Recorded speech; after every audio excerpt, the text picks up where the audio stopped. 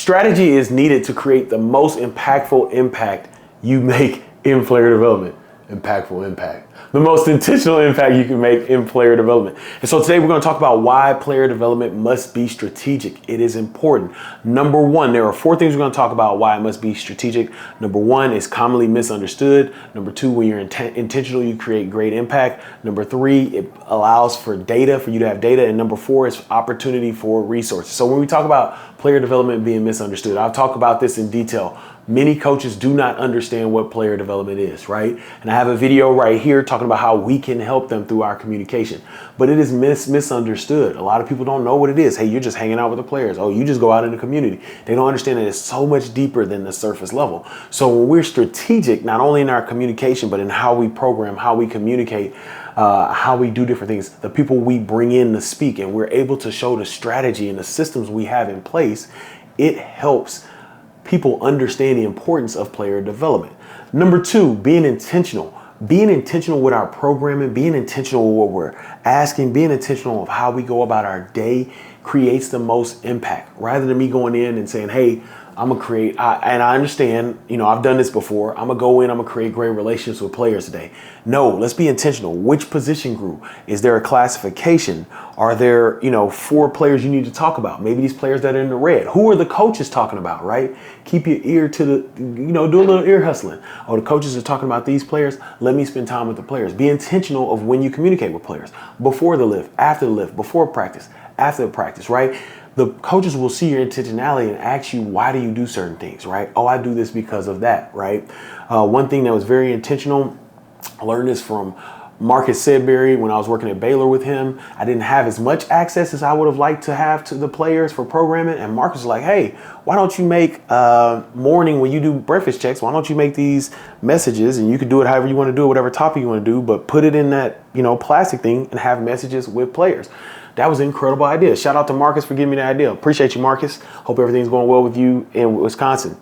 Well, Marcus, if you listen to this, I got a neighbor across the street who loves Wisconsin. So if you want to send a gear package, hey, Mr. Cheetah would love it. But anyway, it was a great idea from Marcus. And so what I did was I had Money Mondays, I had Topic Tuesdays, I had Wellness Wednesdays. And so what I did was I was intentional about what I'm talking about with players. So when coaches would come in for breakfast, they would look at this and be like, hey, what you got? I was like, I got a question, coach, to help players that communicate with me. We'll go from that. And then from that question, they'll ask me this, they'll answer the question. I'm able to have a communication, or I'm able to have a conversation with them, and I get to learn about them, right? So then the coaches would come in and the coaches would answer the questions, and the coaches would then say, well, hey, why, one coach specifically was like, hey, why don't you don't think we should do this with you in a setting? I say, hey, look, man, I don't make the decisions about what we do with me and player development around here. I'm just here to serve. And so they kind of understood the conundrum I was in, or I don't want to say conundrum, the rock and a hard place I was in, right?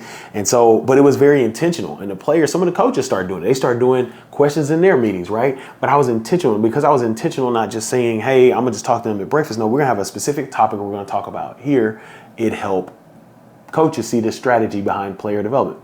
The next one is data. When you're strategic, you have data. Now, Savannah Bailey of Florida could talk in detail about data. But when you're strategic, you say, hey, here's a program, all right? Here is, we have a follow-up deal where they can QR code so we can see if they like the speakers. Then you take that data. They like this speaker, they like this speaker, they like that speaker. So when a coach comes back and say, hey, what speaker should we, I was thinking about this speaker, what speaker should we bring back from last year to come to fall camp? You can say, hey, here's the satisfaction rate of these speakers here. How does that happen? Because you've been strategic, right? You've been strategic. Or if you realize, hey, I've noticed that in the morning while I'm doing checks or lunch checks, these guys like these type of meals here. This is when guys, we don't have problems with guys sitting down and eating, right? You're strategic.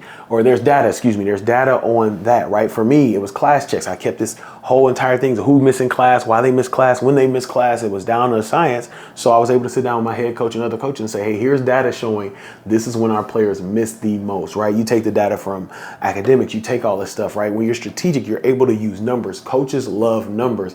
So you need to use numbers as well. And then the last one, when we're strategic, why we must be strategic is it opens up opportunity for resources. So the coach has now understand, if you look at the first three, right? They've understood what player development is. They've seen your intentionality. They have the data. Now we open up the opportunity for resources. Hey, Jones, you're doing an incredible job. What do you need help? I need an intern. I need maybe a GA. I need somebody else to work with me.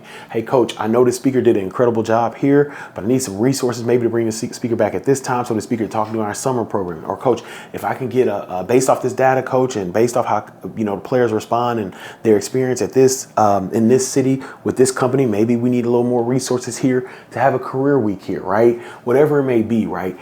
You're given an opportunity to get more resources to you, right?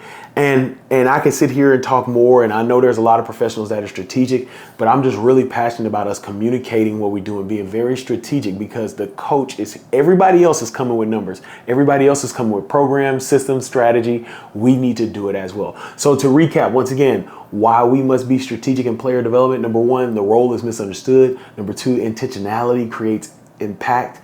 Number three, data rules everything, right? Numbers, let they say men lie, numbers don't, right? And number four, it provides opportunity for resources. Now, if you want more strategy in player development, the best strategy you can take is to purchase the player development guide. Now, if you say, hey, that guide, I got the book, I want more. I want you to teach me like you teach me right now. I want you to take a cohort readiness assessment that is in the show notes. Take that there. As I always say, go out and create generational impact. Don't wait, create that generational impact today. And YouTube believes that this is the best video for you from this channel.